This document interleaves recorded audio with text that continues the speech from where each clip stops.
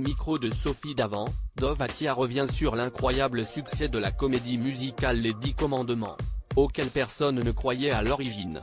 Une surprise divine.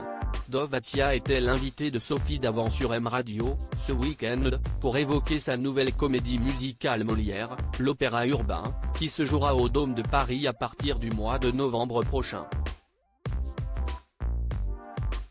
Bien connu des téléspectateurs pour avoir été l'un des jurés historiques de Nouvelle Star sur M6, il est aussi l'un des producteurs, avec son associé Albert Cohen, qui se cache derrière un spectacle des années 2000 dont les chansons sont désormais devenues cultes, Les 10 Commandements. Un succès sur lequel personne ne pariait point, on n'avait pas d'argent.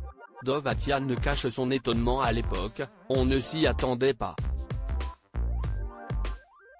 On ne pensait pas que ça allait être aussi gros. Son collaborateur et lui-même ont d'ailleurs eu tout le mal du monde à réunir le fonds dont ils avaient besoin, on n'avait pas d'investisseurs. On n'avait pas d'argent. Donc c'était très drôle. On nous a dit, un jour, il faut hypothéquer tout ce que vous avez. J'ai répondu, avec plaisir, je n'ai rien, s'est-il souvenu avec amusement. Mais la troupe a finalement réussi son pari et la comédie musicale a séduit le public. Si est-il le premier bébé et on n'oublie pas le premier bébé. C'était magique, on ne s'y attendait pas du tout. C'était complet tous les soirs, je me demandais, mais d'où ils viennent? Mais si est-il quoi ce monde?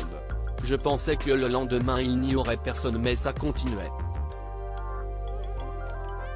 Et tous les soirs il y avait du monde, raconte le producteur, dont on entend encore la joie.